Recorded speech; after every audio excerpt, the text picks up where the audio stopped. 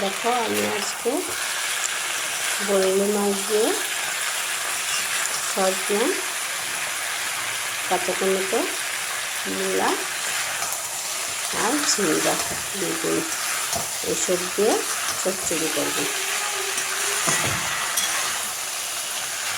ডালের সঙ্গে খেতে ভালো লাগে। এখানে সোমবারে দিয়েছি কালো জিরা আর পেঁয়াজ। চচ্চড়ি প্রায় হয়ে গেল। এখানে যদি অল্প ধনে পাতা ছিটে দেবো। ধনিয়া পাতা দিলাম, এখানে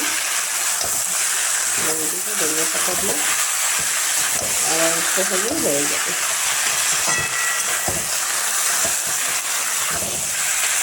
সঙ্গে ডাল হয়েছে, মুসুর ডাল।